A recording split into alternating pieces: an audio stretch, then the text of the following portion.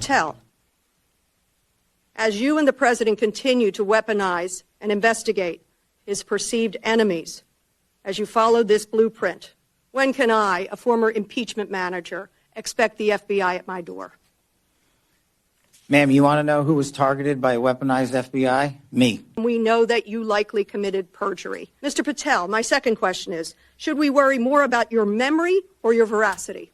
We should worry more about your lack of candor. You're accusing me of committing perjury. Tell the American people how I broke the law and committed a felony. Have the audacity to actually put the facts forward instead of lying for political banter so you can have a 20-second donation hit. The answer is both. I believe that the answer is you're failing, not me. Well, that was uncomfortable.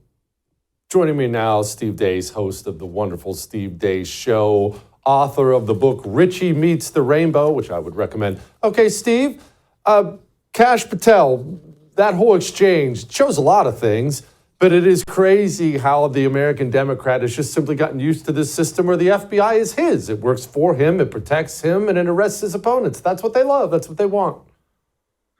Indeed. And, you know, what kind of stood out to me about it too, Jesse, is that here Kash Patel is still, and this is, he's kind of still relatively new here, you know, in terms of being a front and center face here of the American right, specifically through the vehicle known as the Republican Party.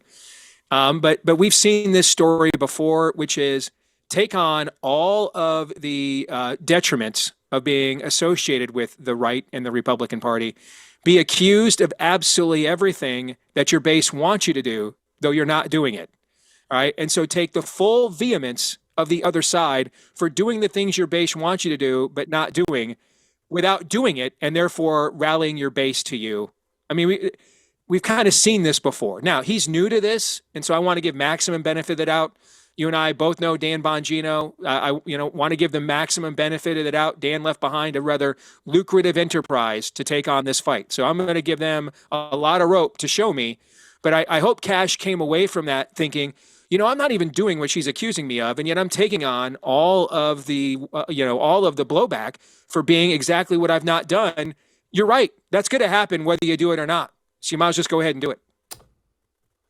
Steve, I've been talking endlessly about how red state GOP senators specifically, and members of the House, but senators, they are critical in the communist revolution that is happening in our country, as in whenever it gets really important, whenever there's a real victory at hand, they will step up and step in and snatch defeat from the jaws of victory. I want to point to none other than Lindsey Graham. Here he was.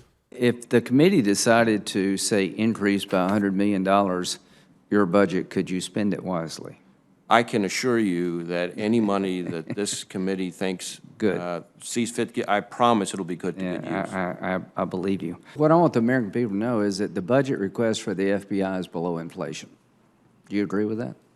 I'm sorry, I couldn't hear you very well. The budget request for the FBI is below inflation. It sounds like it. Yeah.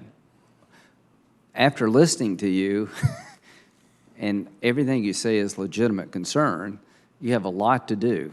Do you think the committee should look at increasing your budget? What we really need are more resources, more than anything Well, else. count me in for more resources to help you deal with this threat as well as other threats.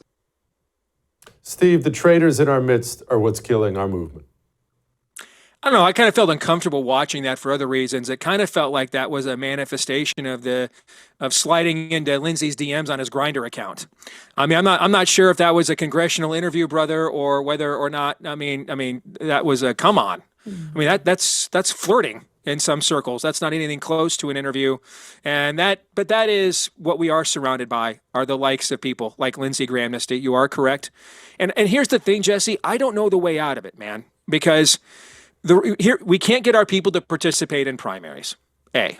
That's number one. We can't get them to do that. All right. I've been at this for 20 years, man. I've made every enemy. I've singed, not just burned, singed bridges.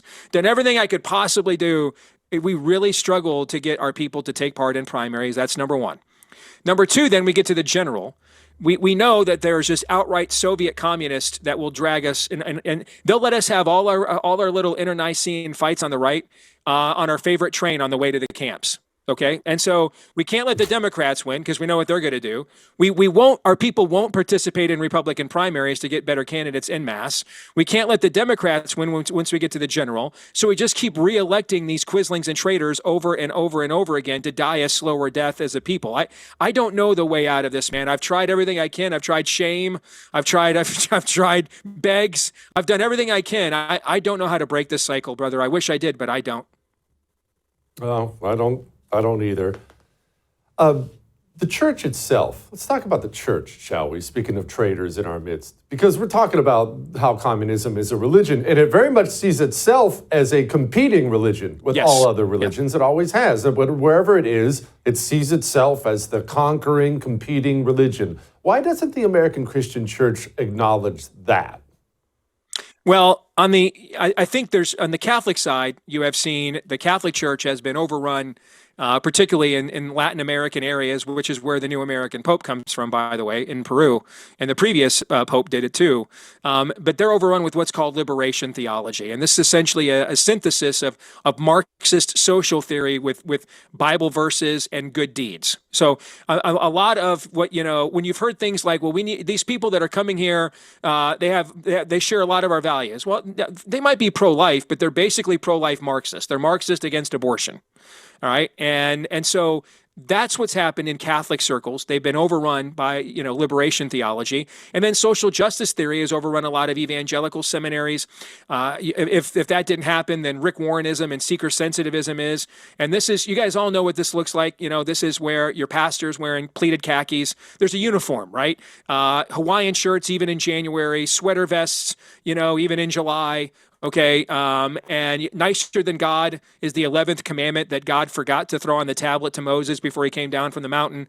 And there's a, quote, third way of doing things. Okay, and they said things like the Sunday after Roe v. Wade was overturned.